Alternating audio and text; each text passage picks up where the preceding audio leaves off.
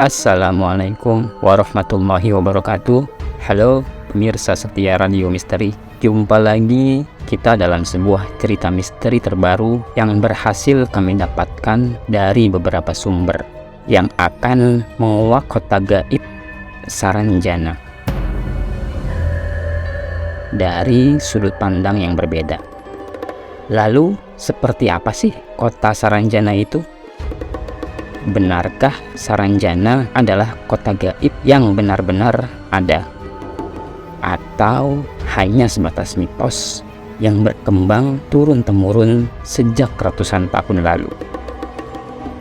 Tapi sebelum kita mendengarkan kisah lengkapnya, kami ingatkan kepada pemirsa untuk menekan tanda subscribe, like, and share agar pemirsa tidak ketinggalan untuk mendengarkan kisah-kisah misteri terbaru dari kami.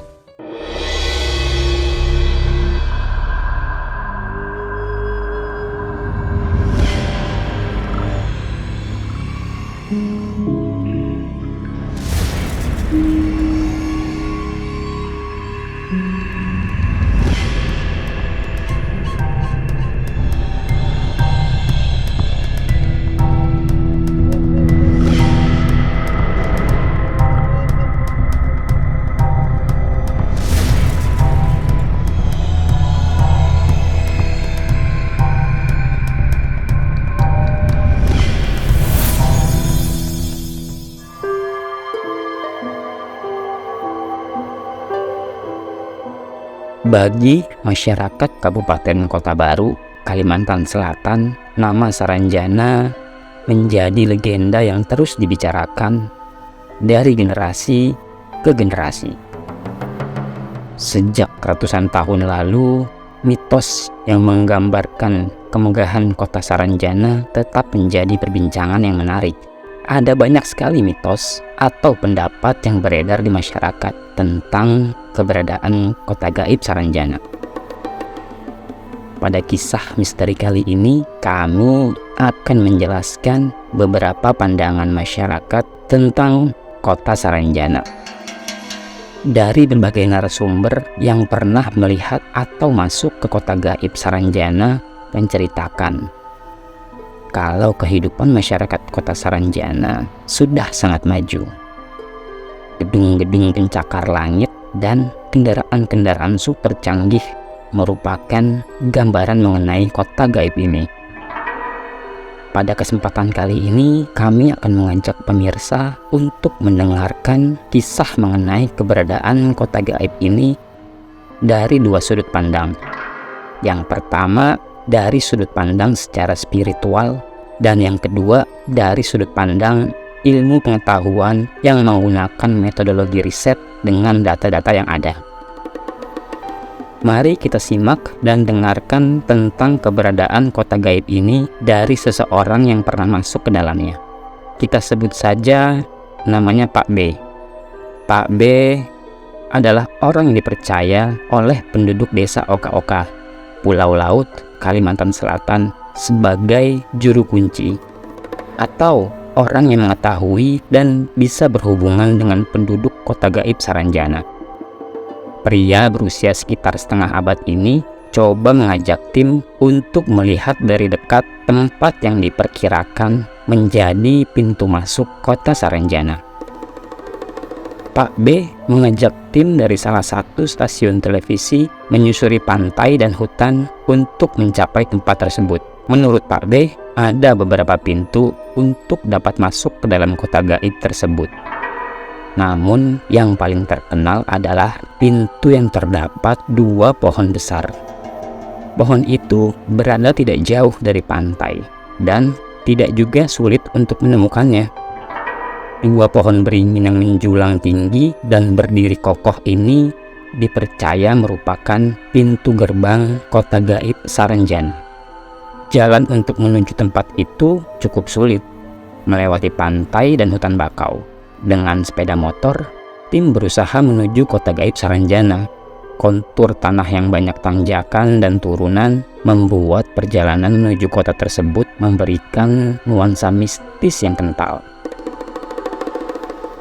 Setelah mengendarai motor, tim melanjutkan perjalanan dengan berjalan kaki menuju tempat 2 batang pohon yang dipercaya sebagai pintu gerbang kota Saranjana. Tidak lama kemudian, Pak B menunjuk ke arah 2 pohon yang tumbuh berdampingan tersebut. Saat tiba persis di 2 batang pohon tersebut, Pak B duduk sambil berdoa.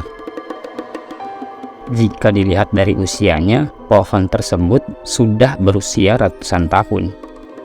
Akar-akarnya yang bergelantungan menambah mistis suasana di hutan tersebut. Setelah berdoa, Pak B lalu mengajak tim berjalan melewati 2 pohon tersebut, yang menurut Pak B adalah pintu gerbang kota Saranjana. Setelah melewati 2 pohon tersebut, tim tidak merasakan ada suatu perubahan pandangan sebelum dan sesudah melewati pohon tersebut. Namun, suhu udaranya sedikit berbeda.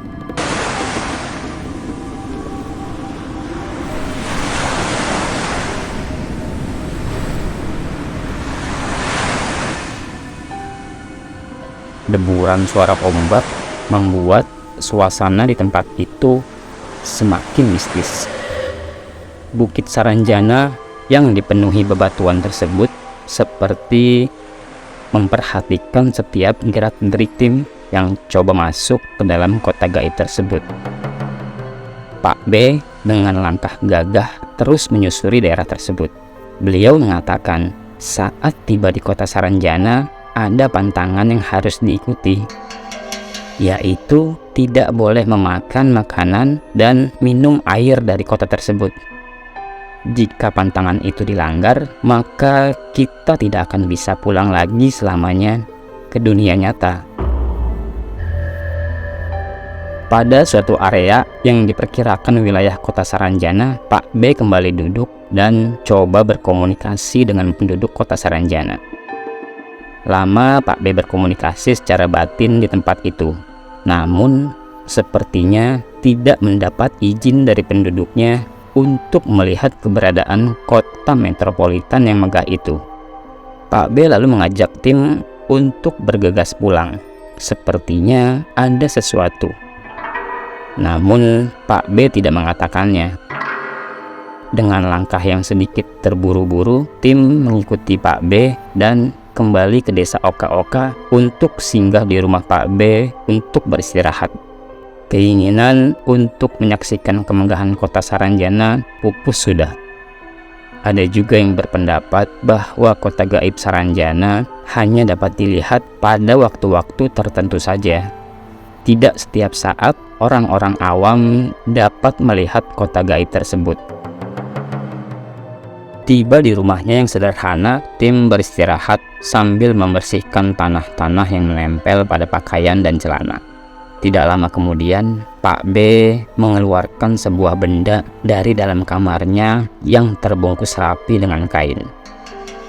Pak B secara perlahan melepas ikatan-ikatan tali pada benda tersebut. Setelah dibuka, ternyata benda itu adalah sebuah senjata pusaka mandau yang bertuliskan lafaz Saranjana. Menurut Pak B, pusaka inilah yang sering ia gunakan untuk keluar masuk kota Saranjana dengan mudah. Pusaka itu tersimpan rapih di rumah Pak B. Ia merawatnya dengan baik, karena pusaka ini merupakan pemberian pamannya, yang kini tinggal dan menetap di kota Saranjana. Sambil memperlihatkan benda pusaka yang terlihat agak sedikit berkarat tersebut, Pak B bercerita bahwa kehidupan masyarakat Saranjana sama saja seperti kehidupan di alam nyata. Jika kita baik, maka mereka juga akan baik. Begitu juga sebaliknya. Pak B juga menceritakan bagaimana suasana kota gaib Saranjana yang menurutnya sangat maju dan modern, sama seperti yang digambarkan dalam mitos yang berkembang di masyarakat kota baru. Pak B yang memiliki kelebihan dari orang biasa bisa masuk dan keluar kapan saja ia mau. Menurut pengakuannya, Pak B sangat menikmati hidup di dua alam. Itulah sekelumit tentang mitos yang berkembang di masyarakat kita mengenai kebenaran keberadaan kota gaib ini masih menjadi misteri yang belum terpecahkan. Lalu, bagaimana menurut pandangan dari sudut pandang ilmiah mengenai keberadaan kota Saranjana ini?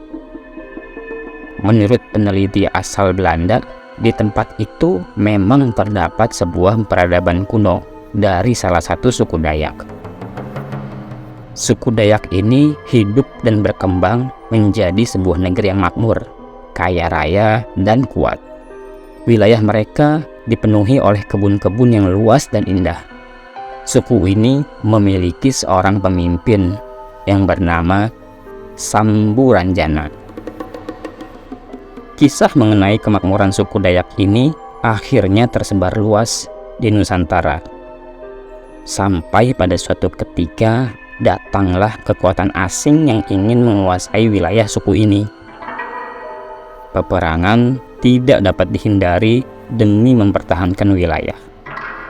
Entah karena jumlah pasukan yang tidak seimbang atau karena faktor lainnya, akhirnya suku Dayak ini berhasil ditaklukkan. Ribuan orang terbunuh dan sisanya dipukul mundur, membuat mereka ketakutan dan bersembunyi. Mereka tersebar di beberapa wilayah dan akhirnya menjadi kampung-kampung kecil. Kesimpulannya adalah, berdasarkan hipotesa ini, bahwa kerajaan Saranjana muncul sebelum tahun 1600-an atau pra-abad ke-17 Masehi. Saranjana berbentuk kerajaan etnis Tet atau negara suku dari Dayak Samihim. Kepala suku pertamanya bernama Samburanjana, yang awalnya menganut kepercayaan animisme, dan seiring perkembangannya mulai mendapat pengaruh Hindu lama. Hal ini dibuktikan dengan nama Samburanjana yang dipengaruhi unsur Hindu. Nama pusat kekuasaan suku Dayak Samihim di Pulau Laut sampai sekarang tetap dinamakan dengan nama Saranjana. Mengenai lokasi keberadaan Saranjana sendiri, dari beberapa catatan ada 3 versi. Yang pertama adalah di Kota Baru, Kalimantan Selatan. Yang kedua disebutkan kalau kota Saranjana terletak di Teluk Tamiang, Pulau Laut. Dan versi yang ketiga disebutkan secara spesifik bahwa kota Saranjana berada di sebuah bukit kecil yang berada di desa Oka-Oka, Kecamatan Pulau Laut, Kelautan, Kalimantan Selatan. Sumber lain juga mengatakan bahwa sesuai mitos yang berkembang di Kota Baru, gunung atau bukit Saranjana adalah jelmaan dari tokoh Samburanjana dalam legenda kerajaan Pulau Halimun. Dalam mitos itu, Raja Pakurindang mengatakan, "Sambu Batung, engkau dan Putri Perak tinggallah di utara pulau ini. Teruskan rencanamu membuka diri dan membaur di alam nyata. Dan engkau Samburanjana tinggallah di selatan. Lanjutkan niatmu menutup diri. Aku merestui jalan hidup yang kalian tempuh. Namun ingat, meskipun hidup di alam berbeda, kalian harus tetap rukun, saling membantu, dan saling mengingatkan." Jadi, dapat disimpulkan bahwa Samburanjana tinggal dan berkuasa di wilayah yang tertutup dari dunia luar. Hal ini masih menjadi perdebatan yang cukup menarik. Agak sulit memang memahami makna kata-kata tersebut di atas. Tapi, jika kita merujuk pada dunia pewayangan, ada banyak negeri atau kerajaan seperti Alengka, Hastinapura, Pancala, dan masih banyak lagi nama-nama tempat yang digambarkan memiliki kemakmuran dan kemegahan. Jika kita menganggap itu sebuah cerita fiksi, tapi kenapa dalang-dalang pada zaman dulu dapat menggambarkannya dengan cukup detail. Mungkinkah mereka benar-benar ada di wilayah yang tertutup dari dunia luar? Hal ini kami serahkan pada pemirsa sekalian untuk menilainya. Seiring waktu berlalu, nama Samburanjana tersebut kemudian berevolusi dalam lidah lokal menjadi Saranjana. Mungkinkah Saranjana ada persamaannya dengan negeri Alengka atau kerajaan di Nirwanasana? Sementara itu, nama Saranjana sendiri menurut peneliti dari Universitas Lambung Mangkurat mengatakan bahwa keberadaan Saranjana dalam perspektif sejarah adalah fakta. Hal ini diperlihatkan oleh Solomon Muller, seorang naturalis berkebangsaan Jerman, dalam peta bertajuk Daerah Pesisir dan Pedalaman Borneo. Pada saat itu, Muller tengah melakukan perjalanan penelitian mengenai dunia binatang dan tumbuh-tumbuhan di Kepulauan Indonesia. Peta yang dibuat tahun 1845 ini menggambarkan ada wilayah di Pulau Borneo yang bernama Tanjung Saranjana. Tanjung tersebut terletak di sebelah selatan Pulau Laut, atau tepatnya berada di perbatasan wilayah Pulau Kerumputan dan Pulau Kijang. Setelah tahun 1845, masih ada puluhan peta yang terbit dan menyebut nama Saranjana. Pada tahun 1860, terbit juga sebuah peta yang menyebutkan Saranjana adalah nama sebuah kampung. Profesor Geografi dan Etnologi asal Belanda, Peter Johannes Vet, turut membagikan informasi mengenai Saranjana. Informasi tersebut terdapat dalam kamus statistik yang diterbitkan di Amsterdam pada tahun 1865-an, halaman 253, yang mengatakan Saranjana. Tanjung di sisi selatan Pulau Laut yang merupakan sebuah tempat yang terletak di bagian selatan Borneo.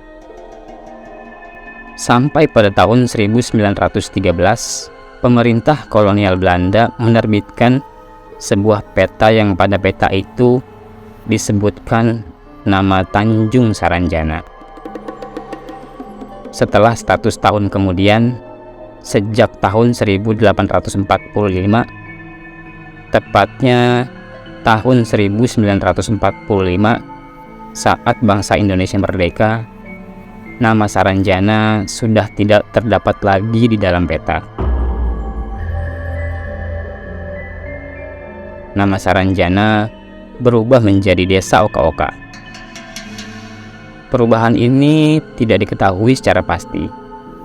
Apakah dulu peta tersebut datanya kurang, atau Saranjana sudah tidak ada lagi, sehingga nama Saranjana sudah tidak ada lagi di dalam peta. Saat ini banyak yang beranggapan kalau kota Saranjana adalah kota gaib yang hanya sekedar mitos, seperti Padang 12 di Kalimantan Barat atau Uwen Tira di Sulawesi Tengah. Menurut sebagian orang, Saranjana pernah ada karena tercatat dalam sejarah. Inilah yang membuat Saranjana menjadi menarik untuk dibahas. Menurut para peneliti, Saranjana itu adalah mitos Mentifek, atau mitos yang dipelihara oleh masyarakat secara turun-temurun selama beratus-ratus tahun lamanya. Para peneliti juga beranggapan bahwa Saranjana itu adalah sebuah kota impian jika diambil dari beberapa referensi di luar negeri. Beberapa peneliti di luar negeri yang meneliti negeri Atlantis, mereka menganggap Atlantis adalah negeri impian yang dicita-citakan oleh Plato. Sama halnya dengan Saranjana. Kesimpulan sementara, Saranjana adalah sebuah negeri yang dicita-citakan oleh seorang keturunan bangsawan Banjar. Pada abad ke-16 atau 17, ada seorang keturunan bangsawan Banjar yang bernama Pangeran Perbaya. Pernah berkuasa di sana dan memberontak pada Kesultanan Banjar. Namun, pemberontakan ini berhasil ditumpas. Pangeran Perbaya ini pernah bercita-cita untuk membangun sebuah negeri yang indah dan baik. Para peneliti sepakat, cita-cita negeri impian ini adalah Saranjana. Mitos-mitos tentang negeri impian inilah yang berkembang sampai sekarang. Dan mitos akan tetap terpelihara sepanjang masyarakat itu ada.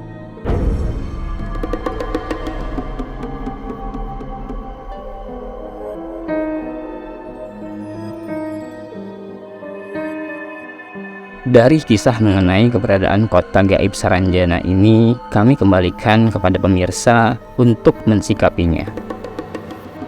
Jika dilihat dari berbagai versi cerita dan sudut pandang penelitian, kota Saranjana tetap akan menjadi misteri yang menarik untuk dibahas. Kami dari tim redaksi mengucapkan banyak terima kasih bagi pemirsa yang sudah mendengarkan kisah ini. Sebelum berpisah, kami ingatkan kembali bagi pemirsa yang memiliki kisah misteri orisinil dan ingin berbagi dengan kami, dapat mengirimkannya ke tim redaksi melalui email kami, dan bagi cerita yang menarik akan kami tayangkan di channel ini. Akhir kata, wassalamualaikum warahmatullahi wabarakatuh.